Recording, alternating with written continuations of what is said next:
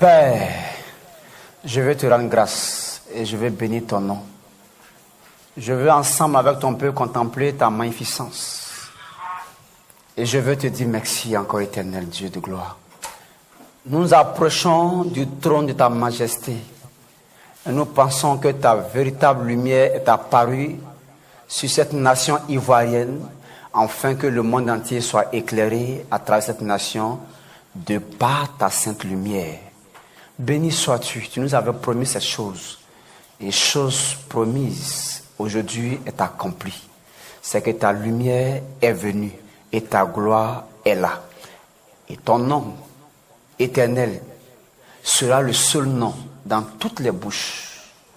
Et ta gloire sera la seule gloire, car nulle chair n'aura sujet de se glorifier, car tout genou fléchira et toute langue donnera gloire qu'à toi seul. Et cette heure est venue, afin que ton nom soit béni.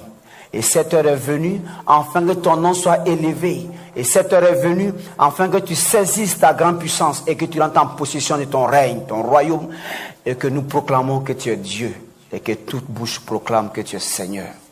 Et qu'en dehors de toi, il n'y a point de sauveur. Car tu as été, tu es et tu le seras jamais. Nous venons, nous passons d'âge en âge et de génération en génération, mais tu subsistes d'âge en âge.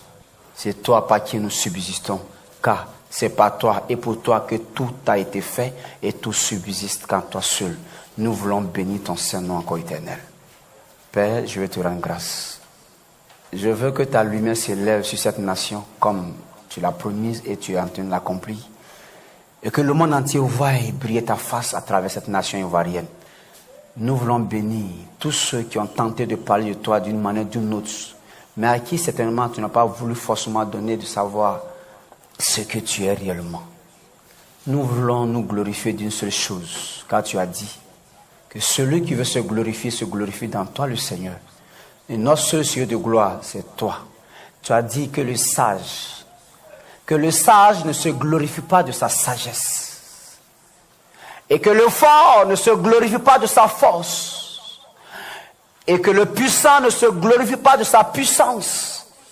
Et que même le riche ne se glorifie pas de sa richesse. Et que la belle femme ne se glorifie pas de sa beauté. Et que l'homme le plus beau aux yeux des hommes ne se glorifie pas de sa belle figure. Mais que celui qui veut se glorifie de me connaître, moi, le seul vrai Dieu, l'Éternel. Et nous voulons bénir ton nom de ce que tu nous appelles à la connaissance de ton royaume, à la connaissance du mystère de ton royaume, à la connaissance des réalités de ton royaume, à la connaissance de la seule gloire qui doit te revenir. Béni sois-tu. Ô Éternel, les cieux des cieux ne peuvent te contenir, mais pourtant toi, Dieu, tu as décidé d'habiter dans les ténèbres. Salomon parle.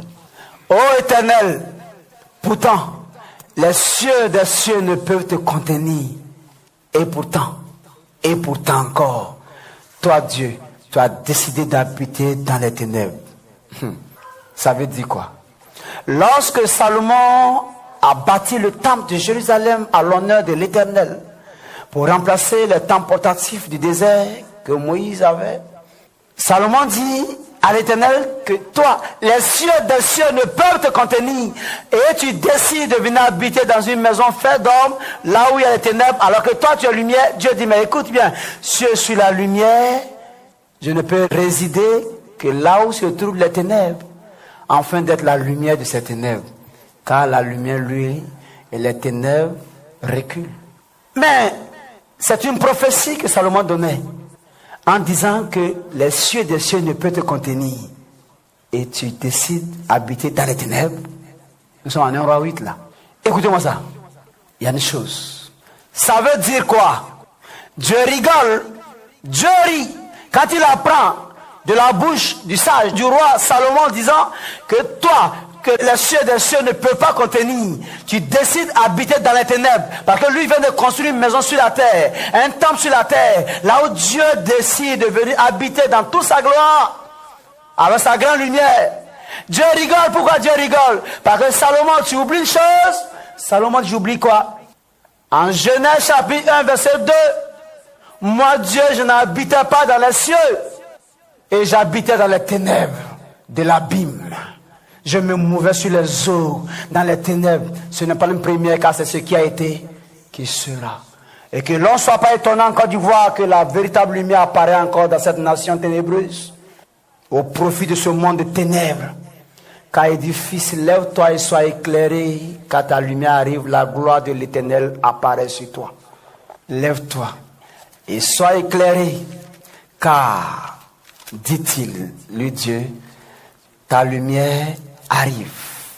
Et la gloire de l'Éternel se lève sur toi. Pourquoi? C'est pour accomplir un but. Isaïe 60, lève-toi et sois éclairé car ta lumière arrive. Et la gloire de l'Éternel se lève sur toi. Voici, les ténèbres couvrent la terre et l'obscurité les peuples. Mais sur toi, l'Éternel se lève. Sur toi, sa gloire apparaît. Des nations marcheront à ta lumière et des rois à la clarté des rayons. Porte tes regards et tes yeux alentour et regarde.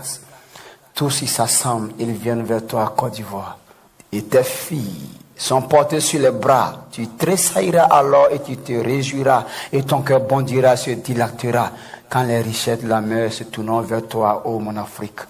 L'Afrique ténébreuse désormais reçoit la grande lumière de Dieu à partir de la Côte d'Ivoire. Et la gloire de Dieu sera révélée par cette nation. C'est pourquoi ce message qui vient maintenant commence par démontrer la gloire de Dieu, par démontrer la gloire qui doit revenir de droit à Dieu, par révéler la gloire de Dieu à travers ces saintes écritures. Car la parole de Dieu consiste à révéler la grandeur de Dieu, à proclamer la grandeur de Dieu et à révéler la gloire de l'Éternel, à libérer le peuple de Dieu, à être une lumière sur le sentier du peuple, une lampe au pied du peuple de l'Éternel. Il dit, Père, les cieux des cieux peuvent te contenir. Tu décides d'habiter dans les ténèbres. Dieu dit, j'étais dans les ténèbres quand il n'y avait pas de cieux ni la terre. C'est ici que j'étais. Pour dire que Dieu quitte l'espace, le monde. Là où il vivait dans les ténèbres avant que la lumière soit. Il part dans les cieux pour revenir encore dans les ténèbres qui se trouvent dans l'homme qu'il a créé. Afin d'éclairer les ténèbres de l'homme. Que son nom soit béni. Et cette grande lumière s'est levée sur la Côte d'Ivoire. Elle s'appelle le soleil de la justice.